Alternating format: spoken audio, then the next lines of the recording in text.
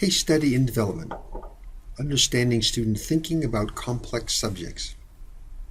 This photograph is from Burundi, East Africa, where our Amahoro project, that's the Kirundi word for peace, the Amahoro project for sustainable peace and development between the University of Gozi in Burundi, East Africa, Colorado State University, and George Mason University. Complex cases allow insight into student thinking and can spark growth intellectually, emotionally, and morally. Why case studies? In case studies, you can address content that matches the complexities inherent in real-world issues.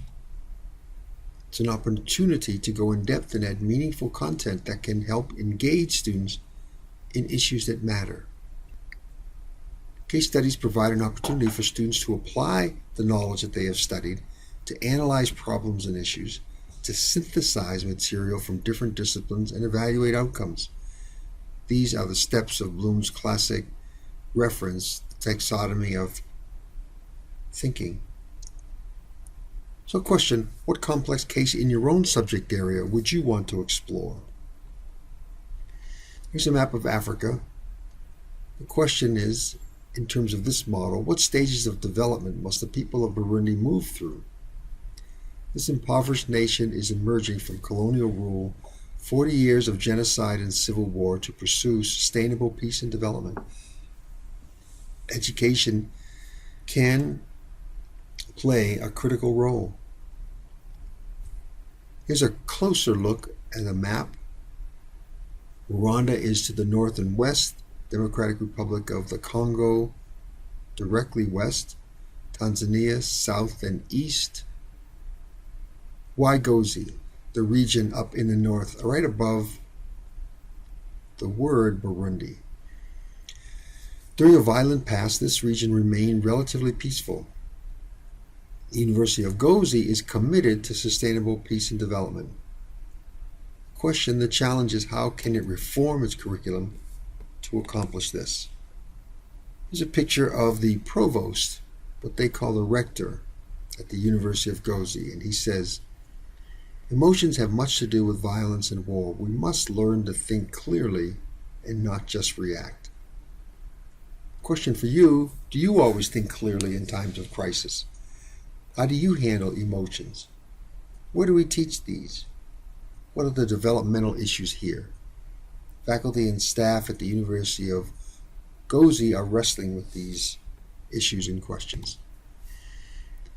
So let's look at a basic definition of sustainability, what we often refer to as a triple bottom line, the interconnected health of the environment, society, and the economy.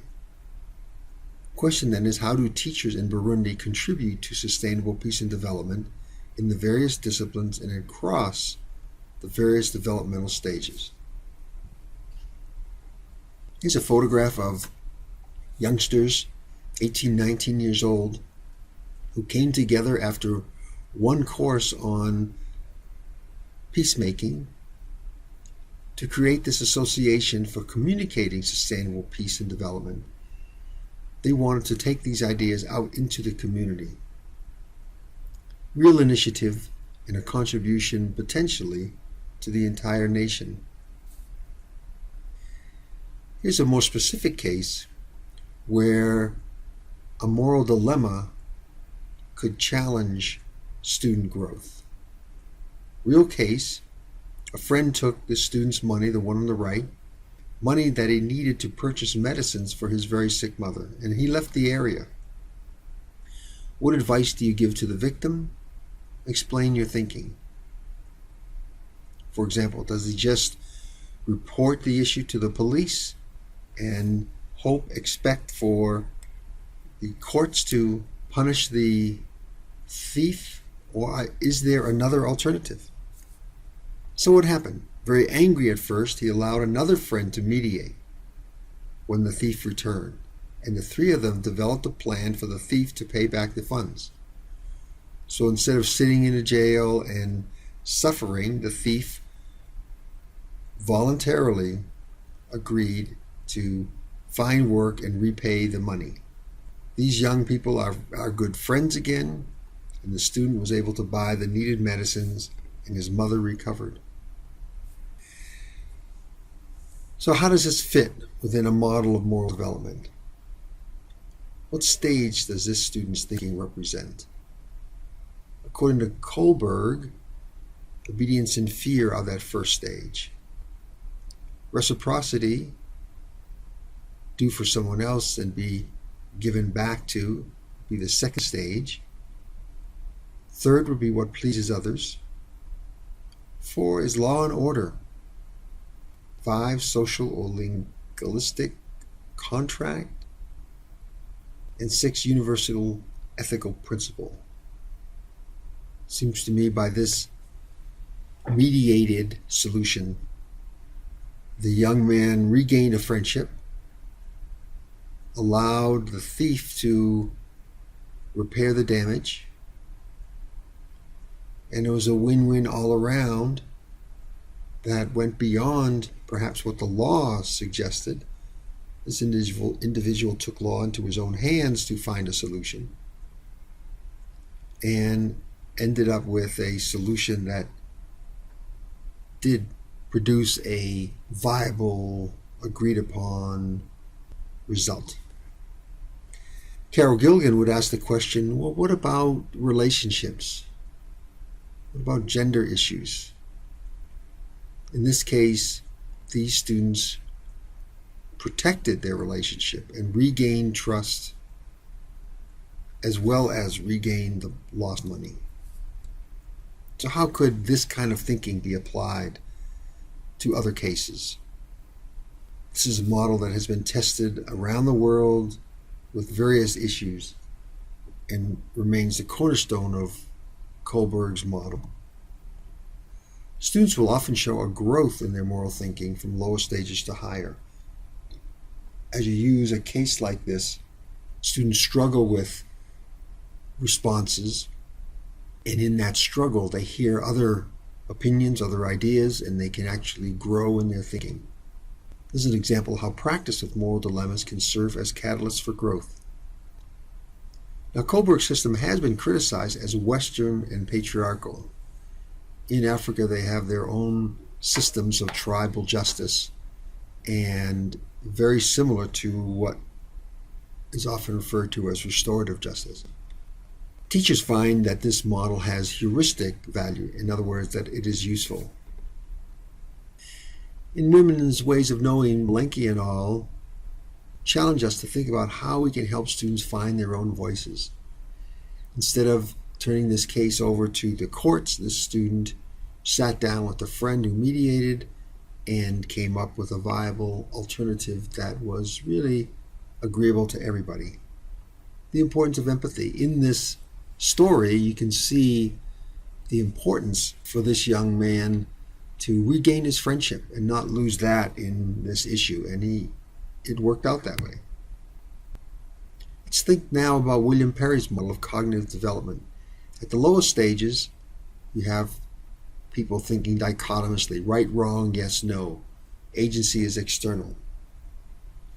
In this case, at that lowest level of thinking, the issue would be, is it a crime or not? Who is there available to resolve it? Is it just the police or the courts? At a middle level, you understand other perspectives. Relativism is discovered. So the person who was a theft was allowed to come back into the picture and explain and help come up with a solution that was mutually agreeable. And finally, at the highest stages, Perry talks about the self in a pluralistic world. So solutions, agency, becomes internal, self-referenced, not just what the law says, but what would be most acceptable to all parties. And the solution ended up reflecting a complex solution to a real problem. And it worked out well. Bruner will talk about enactive learning through the senses, iconic learning through sight, symbolic learning through language. This case involved the thief, the victim, in face-to-face discussions about a real problem that they all shared. Jean Piaget will talk about egocentric thinking and the notion of conservation. In this case, how does the young man who was the victim get past his anger at what happened and see through to a possible new and different and better solution? Questions to ponder. How does this case study help in understanding development? Seeing this young man work through a complex problem and arrive at a better solution than the most obvious or immediate calling the police. For moral development, this young man was challenged to think at a different level than just calling the police. For Perry, it would be coming up with a more innovative response to a complex problem. For Bruner, really involving all the senses in a personal mediation face-to-face that resolved itself.